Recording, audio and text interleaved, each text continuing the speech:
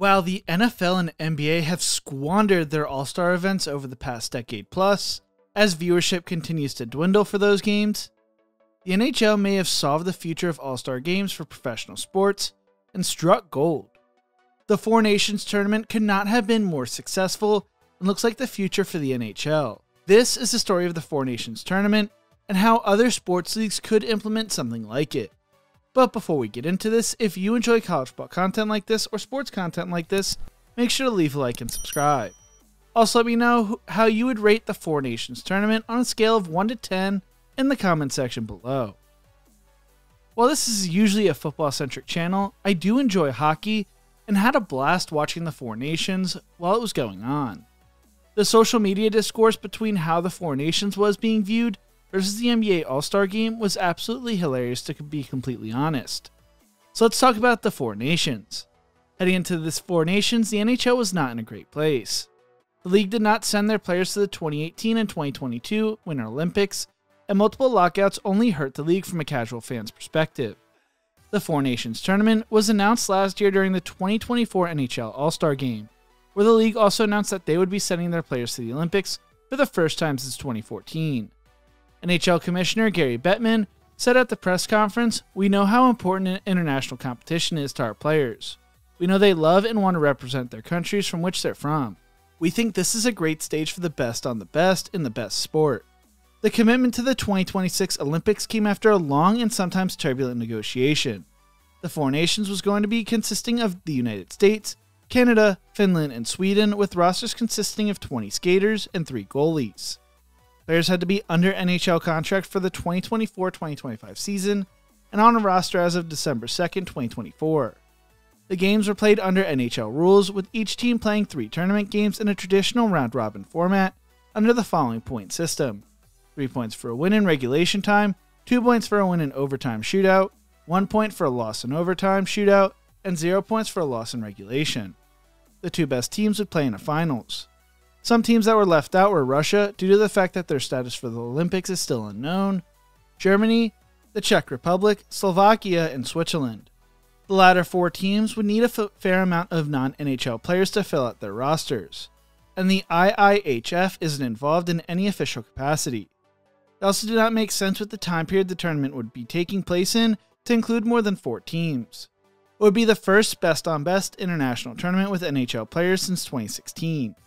The NHL is also planning to compete in the World Cup of Hockey, which rotates every 2 years with the Olympics. The Athletic asked more than 110 NHL players bluntly if they cared about the tournament, and more than 80% answered in an affirmative. One player told The Athletic, "Just because it's a precursor to the Olympics. As a fan of hockey, I'm watching it. I remember growing up, those are just big hockey moments. For hockey in general, it's great. It's unfortunate we missed the Olympics because it's such a big worldwide event. I wanted to watch the best on best too, and the best players want to play in them. It's long overdue." There were a few goals when it came to the Four Nations tournament that included the likes of Canada, the United States, Sweden, and Finland.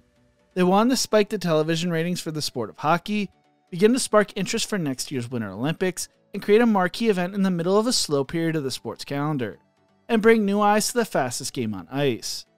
It was a sort of hors d'oeuvre for the Winter Olympics to start drumming up excitement for next year's event.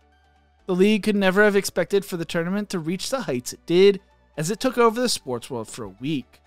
During the round-robin games, the league reported an average of 4.6 million viewers watching the 6 round-robin games across North America, a 226% increase on the last comparable competition when NHL players participated in the international tournaments in the 2016 World Cup.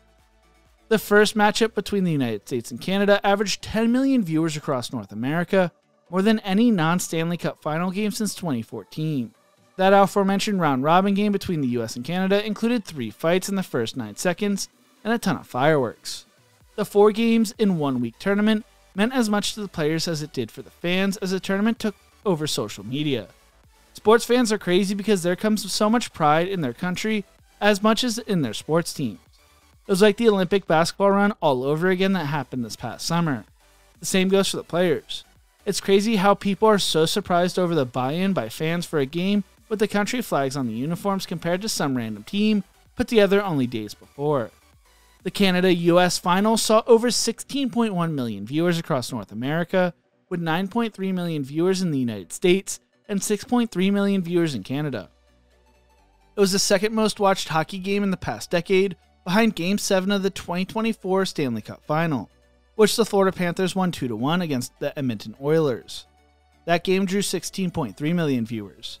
The game was amazing as TD Garden and Boston saw a finals matchup go to overtime and saw Canada come out on top 3-2, which stung as an American to see, but set up a major storyline and rivalry for the Winter Olympics next year. For the game, Matthew Turkachuk of the US, who won the Stanley Cup with the Florida Panthers last year, told Sportsnet before the game, "It's been absolutely incredible the impact this tournament and that this team's had on the whole country. I don't think people realize it yet. I can tell you that every single person I've talked to is so jacked up for this game. This is an opportunity of a lifetime for us, and I played in some really big games, and this is the biggest one." The Four Nations was a smashing success, as the NHL All-Star Game usually averaged 1.4 million viewers. Next year's All-Star break will consist of the Winter Olympics, while there has been no discussion for 2027 and beyond. I would be disappointed if the NHL went back to their normal All-Star Game after how much fun this was, but I could also see them doing it every other year or choosing not to bring it back, as teams did see some players get hurt, which was rarely the case when the regular All-Star Game was occurring. The TV partners loved it, the players loved it, and the fans loved it. While that was going down, the NBA was having their own 4-team tournament, but rather than involving countries, they were teams named after TNT commentators, and the actual games took up less time than the extracurriculars and commercials during the All-Star quote-unquote game. The only things that were talked about on social media during the NBA All-Star weekend were jokes about being made about the skill challenge and just everyone clowning on the game. I did not see one post about Matt McClung winning the dunk contest, an NBA G Leaguer, because no one in the NBA cares. The NBA had a golden opportunity coming off an amazing Olympics this past summer to get everyone reinvested into the league, and they dropped the friggin' ball. Imagine getting a France versus US rematch during the All-Star weekend.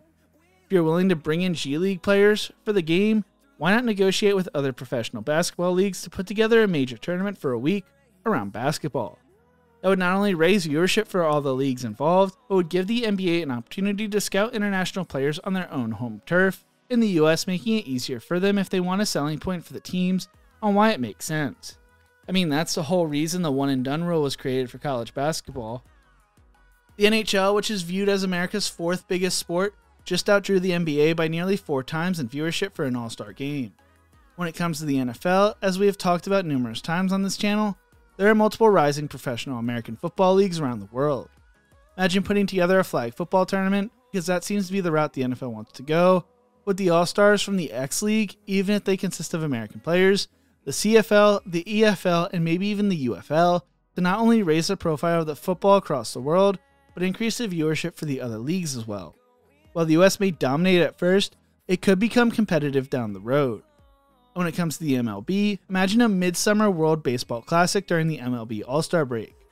I'm not saying to do these things every year, but doing them every other year could help make these All-Star games relevant and fun again while building the sport worldwide even more, which is the main goal of these sports leagues. But what do you think? Can professional league All-Star games be saved with the international format? Let me know in the comment section below. If you enjoyed this video, make sure to check out one of my other videos YouTube thinks you will love right here. Thank you so much for watching, and as always, remember to embrace the grind.